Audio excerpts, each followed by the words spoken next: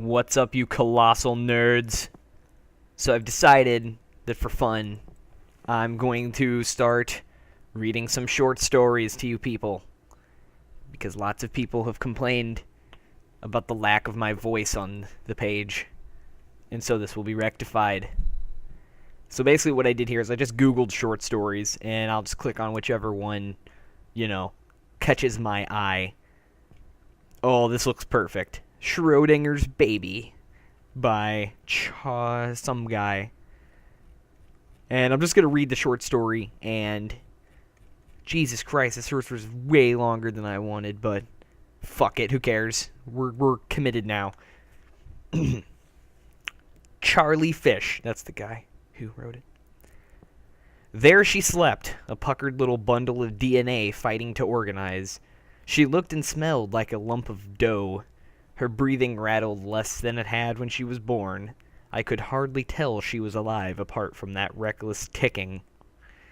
There was an electronic pad tucked beneath her baby mattress that sensed her breathing, translating each inhalation and exhalation into metronomic tick. The ticks were supposed to be reassuring, but to me they sounded like a countdown. Scroll. Everything about the last year had been a countdown. Waiting to conceive, watching the bump grow, buying everything we thought we needed. At each stage, I was convinced that the hidden timer would reach zero and Elaine would get bored of our workday lives, escape back to the material wealth she'd been accustomed to. Even after the birth, the countdown seemed to continue. I stared at the baby, waiting to feel something. Tick, tick, tick. She wasn't born, technically, rather pulled from Elaine's stomach like a weed. That's where Elaine was now, having her stitches tended, having her shredded dignity prodded further into submission. This is getting really dark and depressing, which I swear to God was not what I was going for. I told the baby I loved her, trying to believe. Yeah, this is too damn.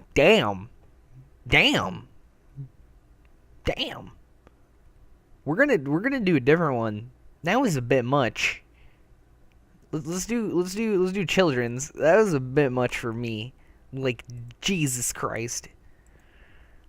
Here we go. The Dragon Rock. Perfect. Okay. Yeah, this looks better. This looks like I don't think I'm gonna want to commit suicide after I'm done. All right. This story begins with once upon a time, because the best stories do, of course. So, once upon a time, and imagine, if you can, a steep-sided valley cluttered with giant spiky green pine trees and thick green grass that reaches to the top of your socks so that when you run you have to bring your knees up high like running through water. Wildflowers spread their sweet, heady perfume along the gentle breezes, and bees hum musically to themselves as they cheerily collect flower pollen. People are very happy here, and they worked hard keeping their houses spick and span for their children's faces clean. This particular summer had been very hot and dry, making the lean farm dogs sleepy and still. Farmers whistled lazily to themselves and would stand and stare in the distance, trying to remember what it was that they were supposed to be doing. By 2 o'clock in the afternoon, the town would be in a haze of slumber, with grandmas nodding off over their knitting and farmers snoozing in the haystacks. It was really fucking hot. It of course doesn't say that. I may be paraphrasing. No matter how hot the day, however, the children would always play in the gentle, rolling meadows. With wide-brimmed hats and skinny, slippery sunblock, they chittered and chattered like sparrows as they frolicked in their favorite frolicking spot like elves from the Dragon Age series. Now, their favorite spot is very important to this story because in this particular spot is a large, long, scaly rock that looks amazingly similar to the sleeping dragon. It's kind of like that one scene from Dragonheart, if you can picture that. The children knew it was a dragon. The grown-ups knew it was a dragon. The dogs and cats and birds even knew it was a dragon. But nobody was scared of it because it never, ever moved until the monk stabs it in the head with a quill. The boys and girls would clamber all over it, poking sticks at it and hanging wet gum boots on its ears, and didn't mind the least. The men folk would sometimes chop firewood on its zigzagged tail because it was just the right height, and the ladies' weaving group often spun sheep fleece on its spikes. Often on a cool night when the stars were twinkling brightly in a velvet sky and the children peacefully asleep, the grown-ups would settle for the evening with a mug of steaming cocoa in a soft, cushioned armchair. Then the stories about how the dragon got there began. Nobody knew for sure. There were many different versions depending on which family told the tale, but one thing that everybody agreed on was this. In times of trouble, the dragon will wake and free the village by making a lake. Okay. This little poem was etched into everyone's minds and sometimes appeared on tea towels and Grandma's embroidery. The days went by slowly, quietly, and most importantly, without any rain. There had been no rain in the valley for as long as the children could remember. The wells were starting to bring up muddy brown water and clothes had to be washed in yesterday's dishwater, which I really don't see too much of a problem with because it's already got soap. The lawns had faded to a crisp biscuit color and the flowers drooped to their beautiful heads. Even the trees seemed to hang their branches like weary arms. The valley turned browner and drier and thirstier every hot, baking day. The townsfolk grew worried and would murmur to each other when passing, with much shaking of heads and tut-tuts.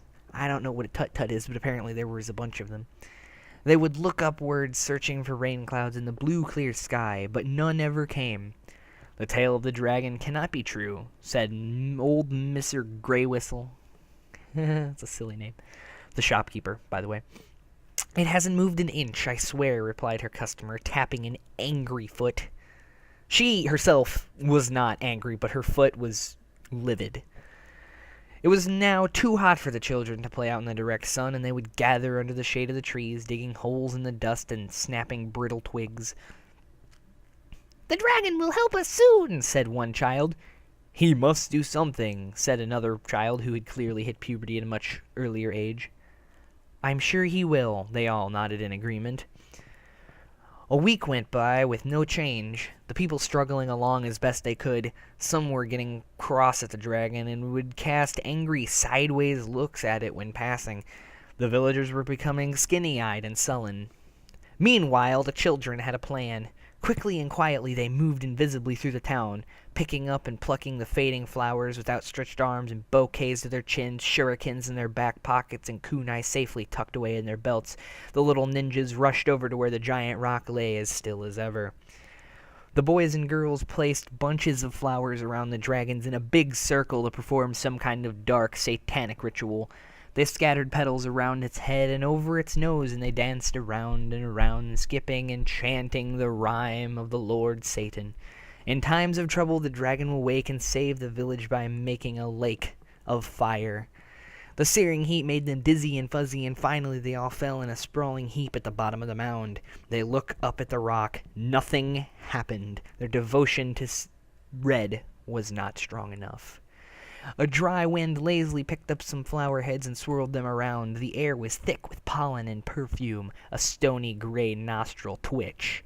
"I just fucking saw something," cried the youngest boy. They stared intently. An ear swiveled like a periscope. The ground began to rumble. "Look out. Run. Run." Not exclamation points, periods, mind you. The children scampered in all directions, shrieking and squealing, arms pumping with excitement. The rumbling grew and grew. The dragon raised its sleepy head. Holy shit, it was actually a dragon. It got onto its front feet and sat like a dog. It stood up and stretched, arcing its long, scaly back and like a sleek tabby cat. It blinked and looked around with long, kind, long-lashed eyes. Long, kind, long-lashed eyes. Yeah, no, I read that right. And then its nostrils twitched and quivered again. The older folk were alerted by the screams and shrieks. The ladies held up their long skirts to run away, and the men rolled up their sleeves, and soon the whole town stood together in a tight huddle at the foot of the hill. I don't know why they had to roll up their sleeves to run, but that's not important right now. Staring at the large beasts with mouths held open. "Ah!" The noise erupted from the dragon. "Ah!" The families gripped each other tighter and shut their eyes. Oh, it sneezed. Achoo. The sneeze blasted from the dragon like a rocket, throwing it back 50 paces, causing a whirlwind of dust and dirt and making Isaac Newton roll in his grave. Achoo! The second blast split open the dry earth, sending explosions of soil and tree root high into the sky like missiles, and something else too. I bet it's gonna be water. The people heard the sound, but couldn't recognize it first, for it had been such a long time since their ears had heard such tinkling melody. As their eyes widened in wonder, their smiles turned into grins, then yahoos and hurrahs. Water, cold, clear spring water oozed, then trickled, then roared out of the holes, down the hillside along the valley floor. The torrent knocked over a farmer's haystack, but he didn't give any fucks. The river carried away the schoolteacher's bike, but she cared not a jot. It even demolished the ladies' bowling club changing rooms, but they howled with laughter and slapped their thighs because really what women goes bowling anyway? When the flood sent pools of water out towards the golf course, filling up 16 of the 19 holes, the men just hooted and whistled and threw their caps in the air. What used to be a dirty brown dust bowl of a town now gleamed and glistened in the sunlight, praised the sun, sending playful waves and ripples across the lake and inviting all to share. Sighed the dragon sleepily, and showed his perfect movie star teeth. Seeing as I'm awake. And he lumbered forward with surprising grace and style and disappeared into the cool, dark water and killed everyone. No, that's a lie. And cool, dark water with a small wave of a claw and a flick of his tail. They never saw him again. After the families had restored and rebuilt the village and set up sailing clubs for the children and scuba diving for the grandparents, which seems a bit superfluous in what I would assume would be a freshwater lake, they erected a bandstand and a monument in the spot where the dragon used to lay. Every year, to mark the occasion, they would bring garlands of flowers and herbs and arrange them in a big circle and pray to Satan once again. The children would have the day off for school, for it was known as Water Dragon Day, and wearing the dragon mask that they had been working on all week, they would skip and clap and sing in the glorious name of Satan.